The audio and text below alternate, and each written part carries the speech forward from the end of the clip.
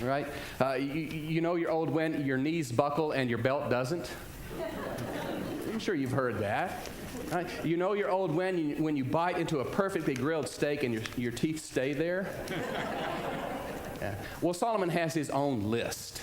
He has his own list of you know you're old when in chapter 12. And he begins in verse 2, you know you're old when. And here comes all this symbolic language that hopefully we're going to be able to unpack this morning. You know you're old when the sun and the light and the moon and the stars grow dark and the clouds return after the rain. Now, what does that mean? The sun, the light, the moon, the stars. Those things would be, Solomon uses those words to describe our mental abilities. And Solomon says the older we get, the more they grow dim, the more they grow dark. The light's up there, yes, but sometimes the older we get, no one seems to be home. You all understand that. You know that the older we get, the more forgetful we become, right? Where are my glasses? Where did I lay down my car keys? Where's my wallet? What am I doing in this room? What was I just saying? What was I talking about? You all know that. That's part of life. And so we get medications or we get vitamin supplements that are supposed to help us with our memory, and then, of course, we forget where we put them. Part of getting old, right? Solomon continues. He says the clouds return after the rain. So it gets dark. The clouds come, and the rain comes down. And the clouds, what happens to the clouds? Well, they come right back again. As we get older, it seems like one problem, one trouble just follows right upon another in life. The clouds just come right back in life. You know you're old when the keepers of the house tremble and the strong men stoop when the grinders cease because they are few and those looking through the windows grow dim. Much more symbolic language. What are the keepers of the house? The keepers of the house, those things would be our hands and our arms. And the older we get, Solomon says, the more they shake, the more they tremble. What used to be a very simple activity, an easy task for you to perform becomes much more difficult. Buttoning a shirt, holding a fork, signing your signature on a check, putting on your watch. These things that used to be so very simple and just second nature become so much more difficult because the keepers of the house, they tremble, they shake. The strong men stoop. What are the strong men? What are the strongest muscles in your body? Well, those would be your legs, right? These are your strong men. The legs are your strong men, and the older we get, the more weak and weary our legs become. Everybody knows what grinders are, right? The grinders. There's your teeth. Your teeth, one of the sure and certain signs of old age is the loss and sort of discoloration of teeth. My grandma used to say, it's hard to eat grape nuts cereal with dentures. Does nobody remember grape nuts cereal? Yeah, those things get stuck, and cause problems. Solomon goes on, he says, those looking through the windows grow dim. What are those things that look through the windows? Well, those are your eyes. Your eyes. And as we increase in age, the eyes just sort of continue to fail, don't they? They grow dim. As many of you know, before I became a pastor, I was an optometrist, and I saw this kind of thing all the time. People come in complaining that they could no longer see things clearly, to read, or became much harder to thread a needle. The closer the things come to our eyes as we get older, the less we are able to focus upon those things. It's just a natural thing that occurs with age, and it's called presbyopia, which literally means old eyes. And so I would tell them it's normal. It comes with birthdays. It means you're getting wiser. Don't worry about it. You just need a pair of bifocals. You just need a pair of glasses. And whenever I would say that, you could just see their shoulders just sort of fall. Getting older. You know you're getting old when you need bifocals. I have bifocals. I hate them. I'm sure my shoulders fell when I knew I had to get them and put them on. But we need them.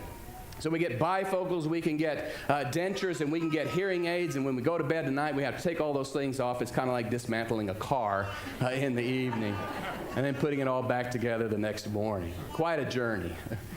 Quite a journey, isn't it? Of course, you remember that Solomon wrote the book of Ecclesiastes in his old age. And here he's reflecting upon his broken down body parts. He goes on in verse 4. He says, you know you're old when the doors of the street are closed and the sound of grinding fades, when men rise up at the sound of birds and all the daughters of song are brought low. The older we get, the fewer options we have, the less freedom we have. The doors are closed. You're too old. You can't do that anymore. You can't go there anymore. And he says the sound of grinding fades. Again, he seems to have this fixation with his teeth. No more corn on the cob. No more candy apples. Right? When men rise up at the sound of birds, how well do you sleep at night as you get older? It becomes a bit more difficult. The older we become, generally speaking, sleeping becomes more restless. The more we wake up at night, sleep is easily disturbed, and it's very difficult to get back to sleep again. The sound of birds just wakes us up, and we can't get back to sleep. And all the daughters of song are brought low. Just ask Patty, just ask my wife. I don't hear as well as I used to. You know you're old when men are afraid of heights and dangers in the streets, when the almond tree blossoms and the grasshopper drags himself along and desire no longer is stirred. Men are afraid of heights and of dangers in the streets. That's certainly true. The older we get, think about it, the older we get, we become more fearful of heights. I don't climb as high up on the ladder as I used to. I don't reach out quite as far to cut that limb as I used to do. I certainly don't jump off of buildings with a blanket as a parachute anymore. Where are you, Sue? There you are. Yeah, I don't think we do that. Okay. I don't ride the dungeon drop at Six Flags anymore. Heights just scare me. I don't look over the edge of a cliff anymore. Dangers in the streets, especially in Solomon's day, especially in Israel, it's hard to find flat terrain, hard to come by. So as we get older, we watch out for rain-slicked sidewalks, steep declines or steep inclines, steps and stairs. These things can create hazards to us as we get older. And we certainly have, as we get older, unsteady feet, stiff legs, lose our balance, and we can fall. Yes, we have canes and walkers and wheelchairs, but the older we get, I think we all understand one fall could do us in, right? I mean, a fall could mean a broken hip. Broken hip means a hospital. The hospital can mean pneumonia, and pneumonia can very easily mean death. Solomon says when the almond tree blossoms, the blossoms of an almond tree, they're beautiful pink, but they begin to fade to white before they fall to the ground. You all know your hair loses its color, right? It begins to turn gray. Every time I go and get a haircut, I see more and more gray in my head of hair. For some of us, it might be a race as to which happens first, it turning gray or falling out. And then he says this grasshopper drags himself along. Solomon's talking about grasshoppers of the non-flying type. It carries itself along very awkwardly, like an older person just sort of shuffling along, stiff and slow. The older we get, the slower and stiffer we become. I mean, the difference between an independent life and a life of dependency can easily come down to one's mobility. He ends this section with desire no longer is stirred. We know this. The things that used to excite us in life, that sort of stirred our soup or cranked our engine, those things just seem not to excite us anymore. Desire is no longer stirred. So Solomon has no song, he has no teeth, he can't move, he can't sleep well, he can't walk well, and he doesn't even care. Desire is no longer stirred. The sunset years can easily become years in which a person is left to conclude, I find no pleasure in them. That's quite a journey, isn't it? From a young Solomon, as we said very early on, a hunk of Hebrew burning love, to a broken down old man chasing the wind. And St. Paul, reflecting on something similar in Romans chapter 7, verse 24, he asks this question. He asks, who will rescue me from this body of death? Who will rescue us from this continual process of physically breaking down until we die? We all have bodies of death, right? It's because of our persistent stubbornness and narcissism, our sin. And Paul answers his own question of Romans 7, verse 24. Who will rescue me from this body of death? And Paul says, thanks be to God. God does it. God does it through Jesus Christ. So then here's the second part of the sermon. We've looked at the journey, and if you're going to survive this journey called aging and death, well then you need a plan. You need a plan, and God offers the plan, and it revolves around and is centered on Jesus. And Solomon begins this section in chapter 12 by saying, remember your Creator. He begins, and then he closes it with the very same imperative in verse 6, remember Him. That's the cry of the Bible, don't forget. Remember your baptism. Jesus says, do this in remembrance of me. Don't forget your Creator. He loves you. He cares for you. And He's got a plan for you. He's got a plan that is literally out of this world. And it all begins with the Creator becoming a creature. Yes, you heard that right. You heard it correctly. Let that scandal, let that surprise sink in. The Creator became a creature. The Word, Jesus, John 1:14, Jesus, the Word became flesh so that He would know all about our broken down body parts. The keepers of the house, His hands, His arms, they trembled, didn't they? They trembled as the Roman soldiers spiked them to wood. His strong men, remember the strong men, the legs of Jesus certainly became weary and weak as He carried that cross beam on the Via Dolorosa. The grinders, you know what happened to Jesus, his grinders to his teeth. You know that part. The Roman soldiers, they blindfolded him, and they began to beat him in the face. And you can bet that Jesus lost a few teeth because of that. And then his windows, his eyes, they became caked with blood and sweat and tears. The Creator knows all about broken down body parts ending in death, crucified, dead, and buried. Aristotle, the great Greek philosopher, said, death is the end of everything. Jean-Paul Sartre, a philosopher of the last century, said, death removes all meaning from life.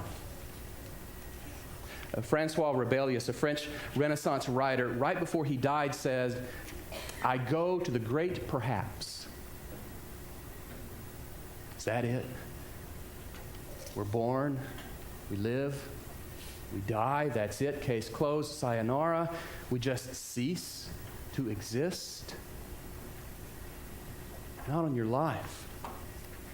Not on your life. You see, we've got 3 words, right? We've got 3 beautiful words. What are those 3 words? He is risen.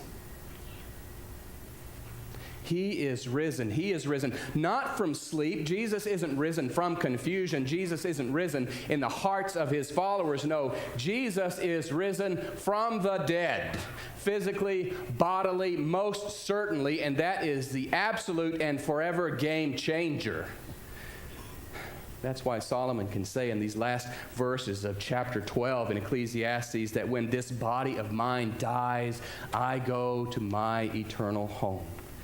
And just to emphasize it, he says it again in verse 7, and the dust returns to the ground from which it came. We all understand that, dust to dust, ashes to ashes, but that's not the end. we've got a text that says the Spirit, our person, who we are, returns to God who gave it. So it is with those saints that we commemorate on this All Saints' Day, and someday, God only knows when, so it will be with you. Your best days are not in your past. Your best experiences didn't happen long ago. No, those things lie ahead of you. Death is just the first page of a book that will never end. But there is more to this, right? There's always more in the gospel. We've been saying this throughout this sermon series on the book of Ecclesiastes. Every time after confession and absolution, we have been saying that Christ has died, Christ is risen, and here it is, Christ will what? Christ will come again. That's God's final solution to death. That is the death of death, because when Christ comes again, he will reunite our spirit with a perfect resurrected, deathless body. Wow, what a plan. What a cosmic, loving, universal, powerful plan.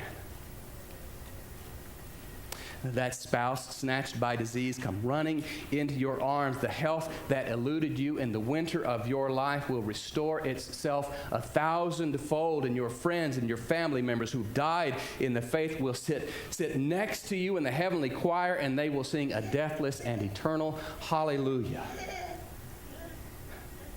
But this is it, though. This is it. If you're going to survive the journey. Someone once told me that getting old isn't for sissies. You all know that. If you're going to survive that journey of aging and death, you must plan ahead. And God has planned ahead for us. It's this new heaven and this new earth where there is joy and happiness and perfection and unutterable bliss and blessings. And why is that? Why finally is that? I'm going to tell you why. Because our eyes, our perfect 20/20 eyes will on that day see. They will finally see. They will forever see Jesus. So instead of gloomily dwelling upon the journey, instead of bowing down to the American idol of looking and feeling young, let us instead look forward with great joy and anticipation to the resurrection of the dead and the life of the world to come. Amen.